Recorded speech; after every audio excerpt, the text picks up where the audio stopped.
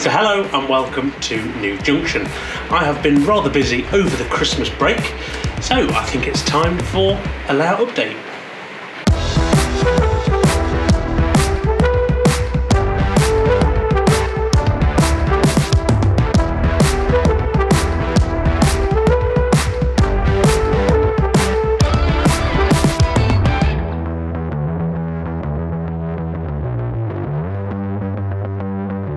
So hello and welcome once again to my layout, New Junction. Now, since the last video, I have been rather busy, so tonight I thought I would bring you a layout tour and I'll show you the various elements that I've been working on, and of course, hopefully keep you in the loop as to what's going on here on the railway. As you can see, we've got the main line running, and of course just next to it the heritage line running, so things are progressing nicely. I've also, since it's been Christmas, had a few new arrivals here on the layout, and I'll run you through what's entered the fold, as it were, and of course I'll be showing you what's happening next. So let's get on with the layout tour, and I think we'll start with this side. And 91 has stopped perfectly because I've run out of track just there. So I'll stop the train. There's a track pin just there stopping it so it doesn't go flying off the end of the layout. Oh, and who says I don't know what I'm doing? Right, on with the layout tour.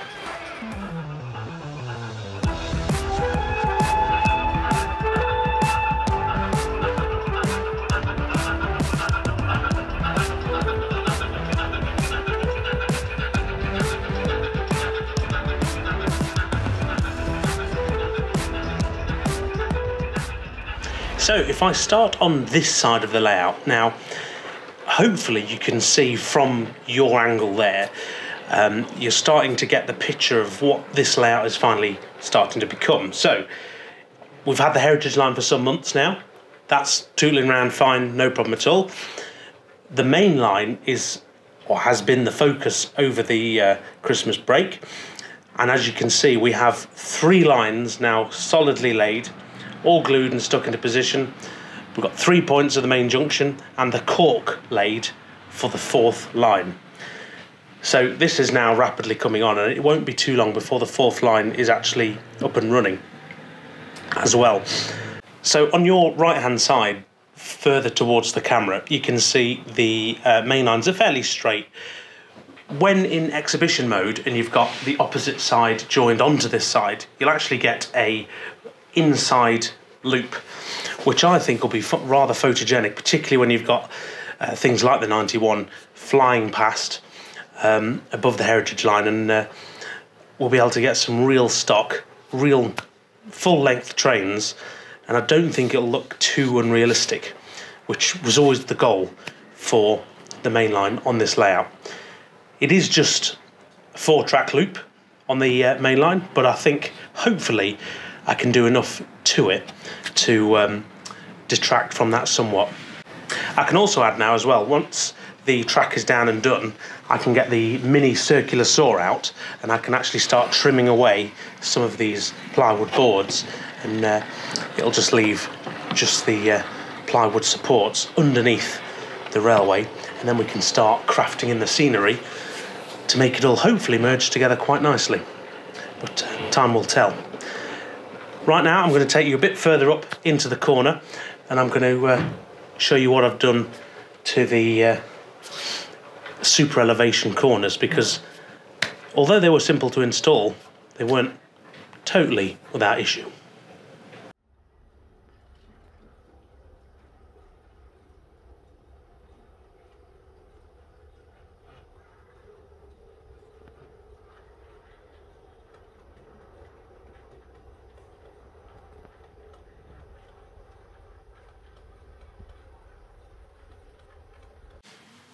So here we are having a slightly closer look at the banked corner.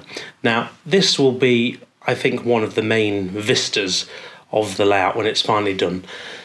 Now obviously we've got the, We've got the 3 main lines currently, and then of course the cork laid for the 4th, which shouldn't take too long to put in. These are all banked corners, and this bit here, all this will be filled in to be scenery. So as you're looking at it from the left to the right, all this will be scenic around the tunnel entrances, a bit like the real thing. So for me, it's very important to get this scene right from the foundation. So with the super elevation, initially what I wanted to happen was to say take this middle line. The elevation is on the left-hand side all the way around to here. Then it switches to the right-hand side to as the corner camber changes. Now, what I found is this is a tad close together, so I'm actually going to remove this bit here on this line, because I don't know if anyone noticed, well, a few of you noticed on the previous video, the Class 57 as it was going round, its wheels actually lifted off as the camber in the track changed. So well spotted to those people, because the train didn't derail, it just lifted the wheels off, but we can't have that. So before I go anywhere near ballasting, I'm making sure all this is absolutely spot on. And believe it or not, when I laid the third line, the inside line, this is now all on the outside and there's nothing on the inside curve-wise, and this runs absolutely perfectly and much smoother. It's also worth noting that the curve as it goes through the tunnel, so off scene here, there is no elevation there at all yet, so some of the angles you see may look a bit odd because the elevation suddenly starts at the tunnel mouth, as we'll see as I bring my Class 91 set through the tunnel. But hopefully you'll agree, it's starting to look quite impressive.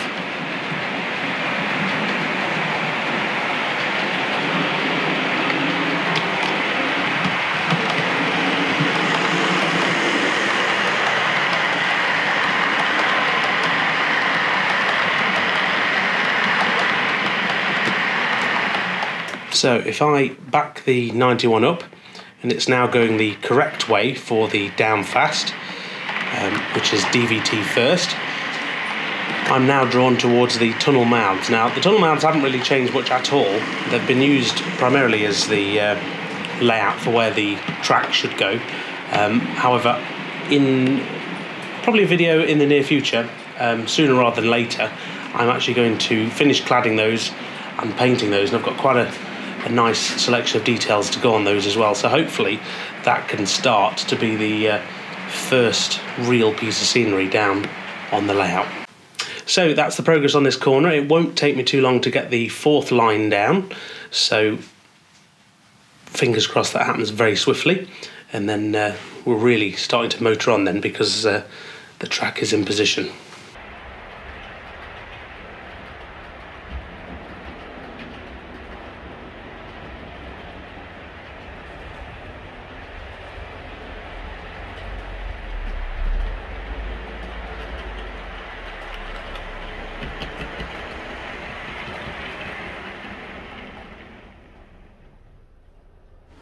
Right, so before we move off this section, I wanted just to explain myself when it comes to the point work on this junction.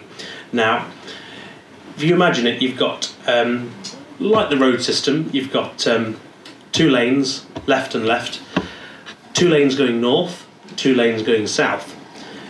The left-hand lane is a slower lane, the middle lanes are the 2 faster lanes, and then of course you've got the down slow once more.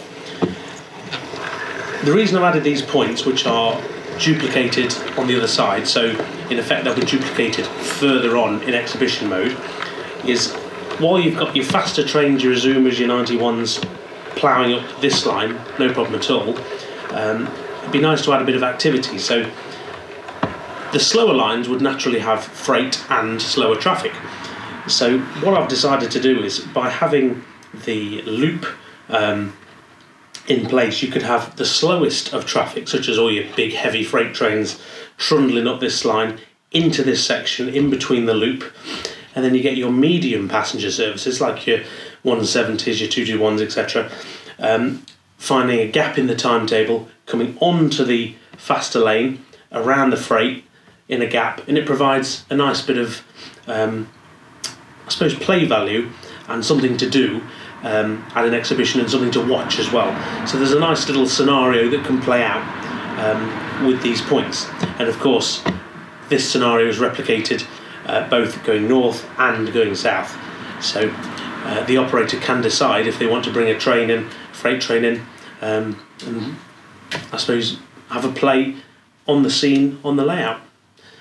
All being well, it's just having that little bit of a extra think about what we can do to the track plan turns it from just being 4 straight loops to there's a bit of purpose to it, and you can almost play out a little story for that sort of 5 minutes that people are watching an exhibition layout.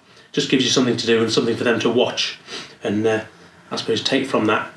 So hopefully that all makes sense. It does to me in my head.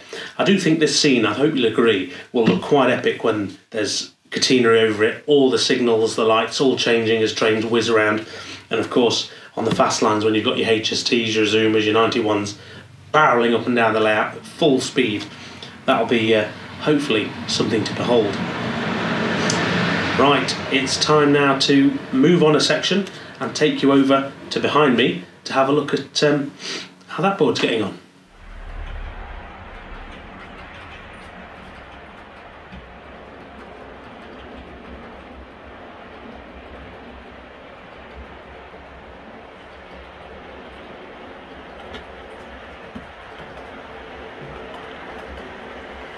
Now this end section is rather important. It's very simple, so as you can see it is currently the 3 main lines basically coming round, and at no point are they tighter than this 21-inch track setter, which is the track setter just bigger than second radius. So anything ready to run should, touch wood, go round what you see here. Now of course I've only done 3 lanes so far of the 4, however there is still space to do the 4th on the inside. Now where it gets important is you have to remember that this line here, this gap, is where the baseboards will split. So in garage mode it just joins onto itself as you see in here, but in exhibition mode these boards will go onto new exhibition fiddle yards, which is why these joins here have had to all be fairly straight. Now, believe it or not, of all the track work, this is the bit that's required the most amount of testing, just to make sure various elements of stock go around it without any fuss. So, as you can see, we've got a 68 pulling HYA hopper and some Castle cement hoppers. Now, in fairness, I would expect all of these to go round. The HY may be the one that's the tricky one because it's a slightly longer wheelbase. However, all my stock goes around it that I've tested. Steam engines, the like. And I mean, like you say, it's just, or like I say, it's just second radius curves, so no problem at all. It has been interesting. So, although I'm not pinning my track, all this is pinned. So I've gone back on that.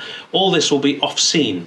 So it'll be underneath hills and trees and things like that. So all this will be off scene. So it is going to be traditional. It's not spaced. It's pinned down to the ground.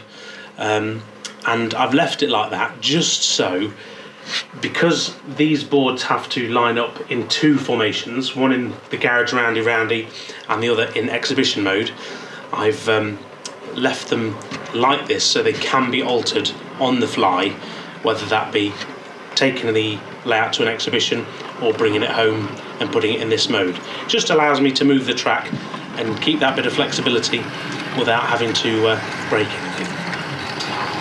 Right, I think you'll agree it's coming on quite nicely. I will sleep a space, say till there on this side and probably till there to there on that side, just so as the track disappears down to the tunnels and off scene, it's still spaced. And all the sleepers have been cut at those points forward anyway. But as you can see, this is the nice end curve, and again, once it's all done, I'm looking forward to being able to trim down the plywood so we can get some undulations in the scenery and really scape this scene. It's going to be really nice. Right, I think it's time we went over to my right hand side now and our right hand side, and we take a look at how the opposite side's getting on. So we move on to the opposite side, and you can see we've got a lovely sweeping curve. Now, interestingly enough, this angle is the 60-inch radius, which was the same radius that was on the original New Junction, that lovely sweeping curve from those tunnel portals. And I think this, although simple, with the fast trains, modern image trains, combined with the Heritage Line, which will be the station, of course, that'll be the focus point, this particular juncture of the layout. I think between the two together, I think this is going to look rather spectacular. Once again, once the track is all done, this plywood can be trimmed right back, and then the scenery can start to be built up. What I'd like to do is actually, if I take a step back, is to increase the scenic boards from sort of here all the way up to the side, so then the vista as a guest, as you look at the layout, will be huge, and have that sort of depth visually, which hopefully should create some very nice photographs, videos, things like that, and it's just something else. So where am I on this side? Well, as you can see, the outer two tracks are stuck, solid, spaced, all done and dusted. The points are in position, holes ready, drilled for the motors. I'm just now working on the third line, the inside line, which would be the, if I remember correctly, the down fast. I've probably got that completely wrong. This just needs spacing, banking, and then sticking down. That's tonight's job before I close the carriage up. Excuse me. And of course, it's a very simple scene. So this is the this will be the 4 tracks, which will go shooting off towards you in the camera, and of course that'll marry up later on to the opposite side. Now, imagine this, mid-exhibition, in amongst all your trains running, all of a sudden there's a pause in operations on the main line, and then out of nowhere comes this scene. The gathering of the Flying Scotsman, the HST, the Azuma and the Class 91.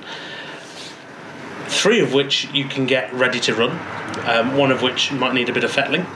But imagine that, mid-scene at an exhibition, and all of a sudden, completely randomly, out of the tunnel portals, come those 4 trains, all in the same direction. Wouldn't that be something to see? It'd be absolutely fantastic. Again, something to do just once or twice per day on an exhibition, and I think that'd be something really special for people to try and capture. Right, enough reminiscing. Obviously on this side I've still got the third line just to stick in, and then onto the 4th line. Once the 4th line is in, that's as good as done, which again won't take me too long, matter of days.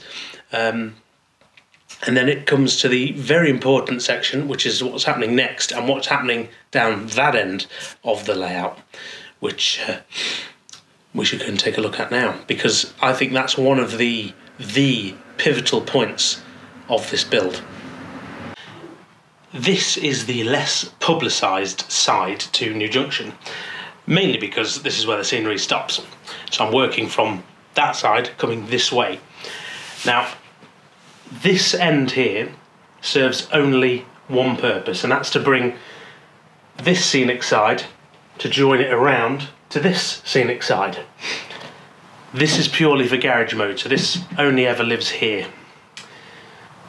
When at an exhibition, these 2 boards will be gone. This scenic side will swing all the way around and butt up directly here. Now, believe it or not, it does work. I've tried it with the Heritage Line so far, and of course the 2 tracks either side, they marry up perfectly.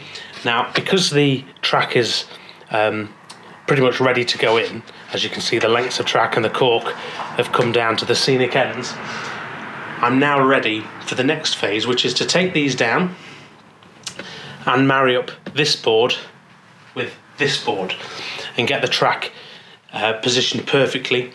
I will use some copper clad sleepers once again to put them right here and again right here, so that these tracks align perfectly with themselves and they won't move. Once that's done, I can put it back in this position, and then from those well positioned tracks, I'll then be able to continue the curve all the way around, enjoying these scenic sections up for garage mode.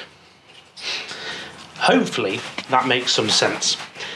It is all rather confusing, but this is all part of the plan to have a layout which is usable both here in the garage at home for myself, and of course in the bigger scale at an exhibition. That's the plan anyway. Right, that's what I'll be working on next, is getting this end finished. So hopefully in the next update that you see in New Junction, we'll have full running loops from the main line and they'll be going all the way around. I'm thinking at this stage, potentially, just thinking aloud, that only the up and down fast lines will actually be connected in garage mode. We'll see how that goes.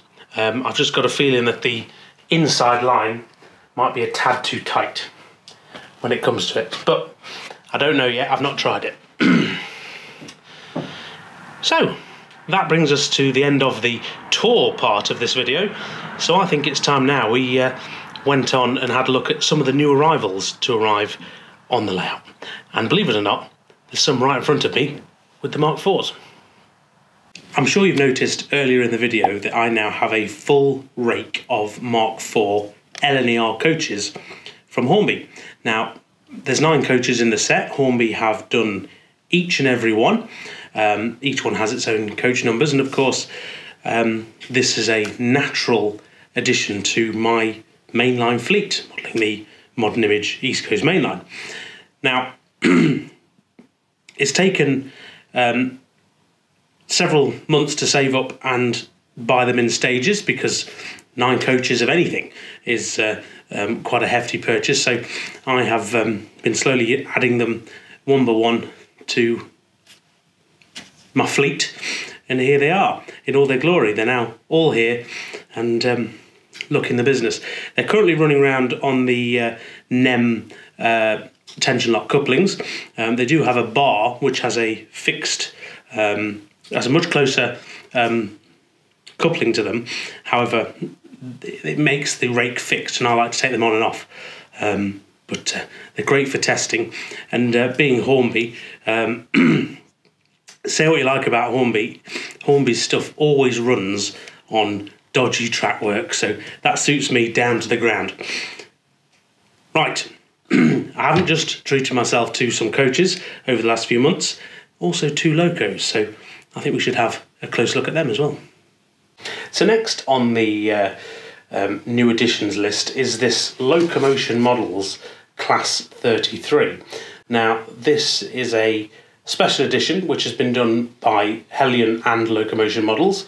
That's the National Collection in miniature, and they've created D6535, which is actually the Class 33 that's at the Great Central Railway. So I've wanted this for some time, and they had it at quite a good price at Worley, and I thought I'd treat myself. Why not, eh? Very nice locomotive, one of Hellion's better locomotives in my mind. Very detailed, and it comes fully detailed out of the box. Now, this locomotive out of the box is a 8-pin DCC ready locomotive, so I also treated myself to an AE Models DCC decoder, nice, cheap and cheerful, and these are very easy to DCC install. All you do is unclip the 4 lugs on either side with your fingernails, take the cover off, swap the blanking plate out, and put the 8-pin chip in, and away you go. So, very chuffed with this. I'm now going to leave this running in on the Heritage line, and this will make a fine addition to the fleet. I am going to change this somewhat because it's currently in museum fresh condition. Now, the one at the GCR, as long as I've known it, has been rather patchy, to say the least. So I'm going to send this off, first of all, to Digitrains, who will provide some sound for this, give it a voice, and then it'll go up to TMC, who will weather it to death. And they've got the real challenge of turning this museum fresh model and turning it into a representation of what the real thing looks like. But I'm quite excited about that process, and I'll bring you an update on that as and when it happens. Right, let's move on to the next edition, and I think some of you will be able to guess what it is.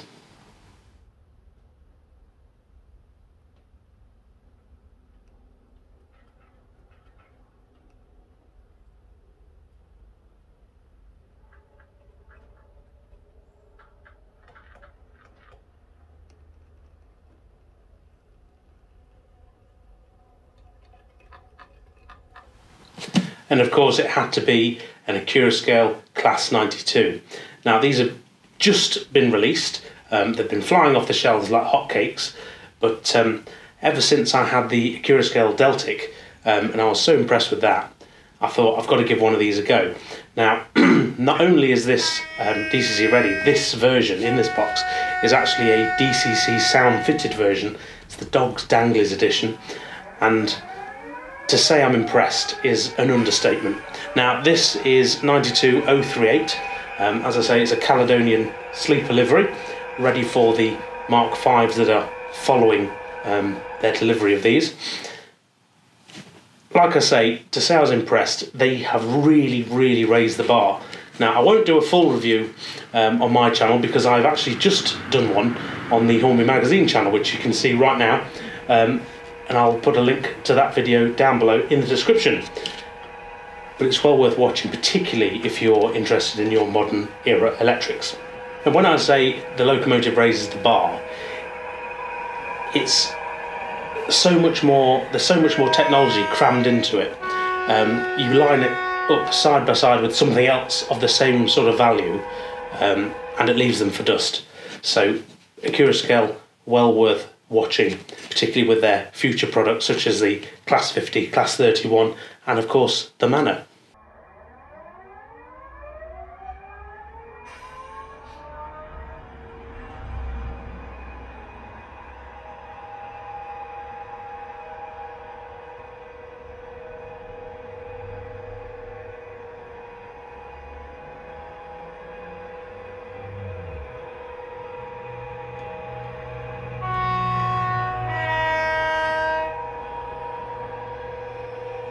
So I think that brings us nicely to the end of another video. As always, thank you very much for watching. Don't forget to let me know down below in the comments any of your feedback. I'd love to hear it. Now, this is a particularly complicated build. I'm sure I've missed things as I've gone around with the camera, but if in doubt, do throw a comment down below and ask me a question. I will try my best to answer them all, good, bad, or indifferent.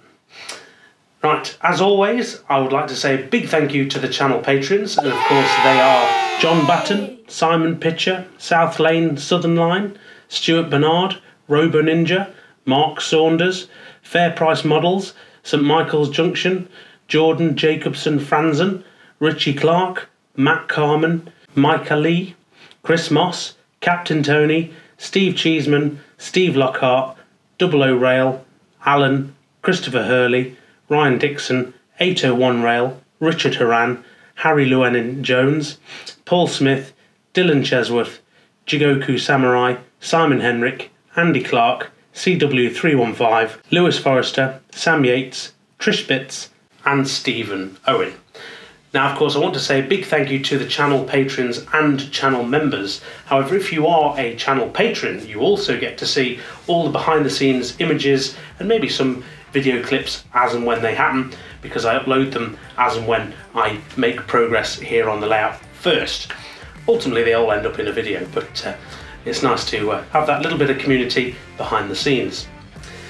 Now, there's one person we've yet to see in this video, and it'll only be a shame not to see her before we go. And I think you know who I'm talking about. And of course, it's the trusty sidekick. It's of course Lulu, who's always here in the garage. A lot of you always comment, where's Lulu gone? She's gone nowhere, she's always here. She's normally in this bed, tucked up, while I'm being boring, playing on the layout. Oh, hello, doggy kisses. So before this gets too racy, I just want to say a big thank you for watching as ever. Take care, and I'll see you and Lulu very soon in the next one. I don't know. Bye for now.